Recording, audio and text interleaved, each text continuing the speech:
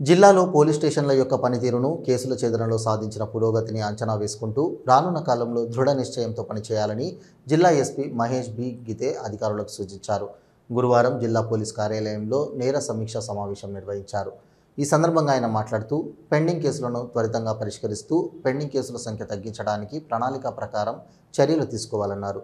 నిబంధనలకు విరుద్ధంగా ప్రధాన రహదారులపై ధర్నాల పేరుతో ప్రజా రవాణాకు సామాన్య ప్రజానీకానికి ఇబ్బందులు కలిగిస్తే కేసులు నమోదు చేయాలన్నారు. ప్రతి పోలీస్ స్టేషన్ పరిధిలో ప్రతిరోజు వాహనాల తనిఖీ, డ్రంక్ అండ్ డ్రైవ్ తనిఖీలు చేపట్టాలని, బహిరంగ ప్రదేశాల్లో మద్యం సేవించిన వారిపై కఠినంగా వ్యవహరించాలన్నారు.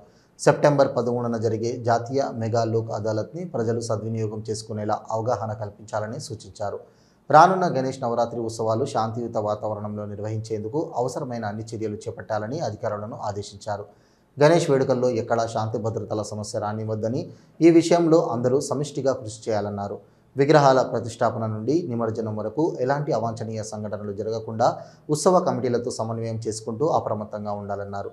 గణేష్ మండపాల వద్ద శోభాయాత్రలో నిబంధనలకు విరుద్ధంగా డీజేలు, అధిక శబ్దాలు చేసే సౌండ్ సిస్టంలపై పూర్తి స్థాయిలో నిషేధం ఉందని, నిబంధనలకు విరుద్ధంగా ఏర్పాటు చేస్తే డీజే యజమానులతో పాటు మండపాల నిర్వాహకులపై కేసులు నమోదు చేయాలని అధికారులను ఆదేశించారు.